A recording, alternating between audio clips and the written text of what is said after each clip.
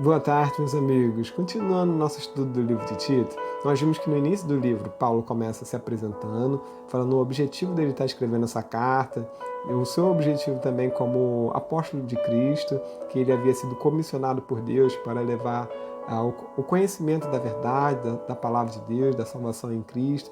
Começa com uma breve introdução, um breve resuminho da mensagem de Deus, do Evangelho, da esperança da vida eterna em Cristo. Então depois ele continua com uma saudação. Essa carta está sendo direcionada a Tito. Ele menciona qual foi o objetivo dele ao ter deixado Tito em Creta. Foi para que este pudesse constituir presbíteros nas igrejas, ou seja, lideranças. Ele menciona quais eram as características dessas lideranças, como esses homens deveriam ser homens de caráter, como eles deveriam ser, como eles deveriam se portar.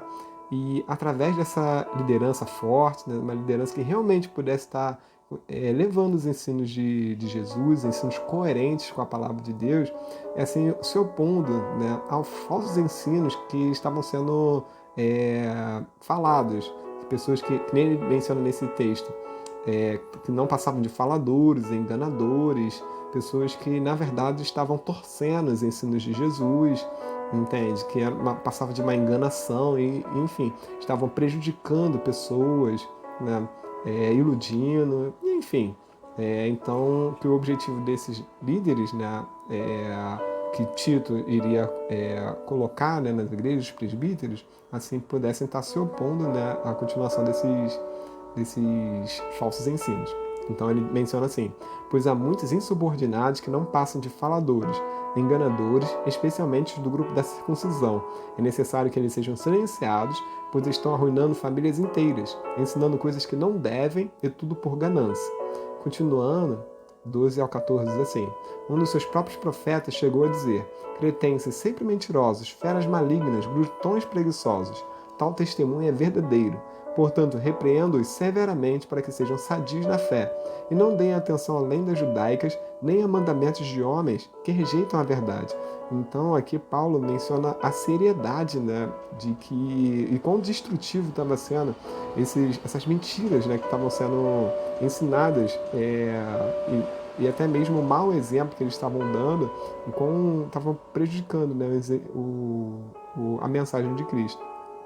Então, continuando, nos versículos 15 e 16 diz assim: para os puros todas as coisas são puras, mas para os impuros e descrentes nada é puro. De fato, tanto a mente como a consciência deles estão corrompidas.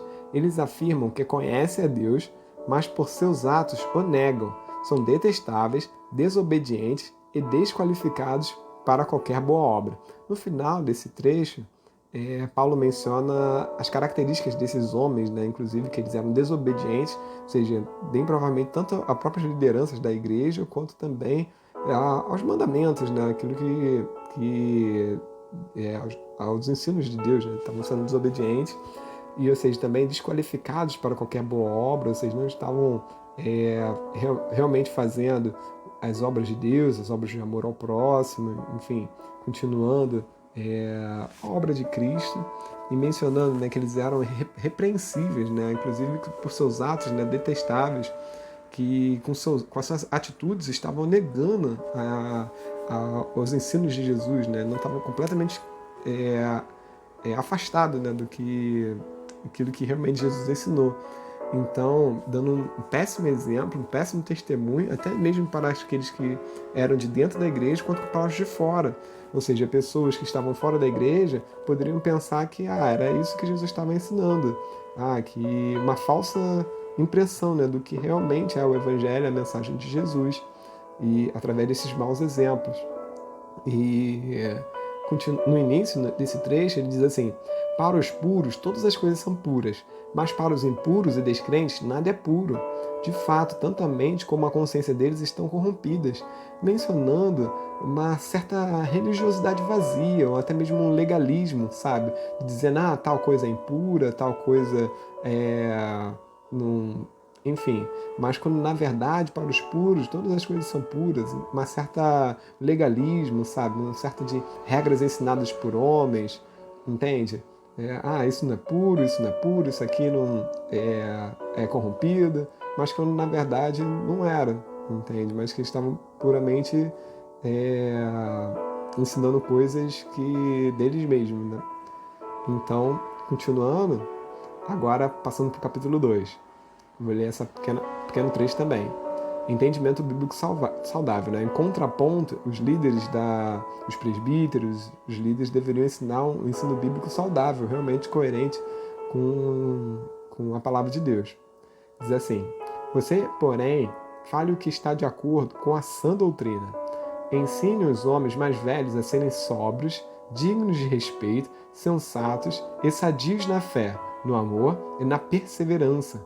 Semelhantemente, ensine as mulheres mais velhas a serem reverentes na sua maneira de viver, a não serem caluniadoras nem escravizados a muito vinho, mas serem capazes de ensinar o que é bom.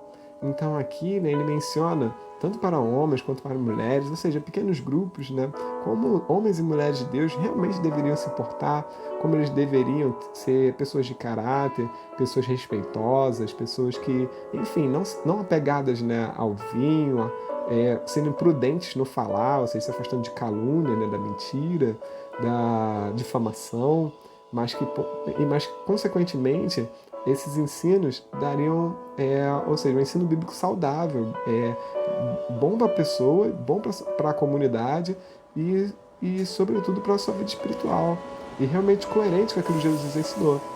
Então é isso, galera.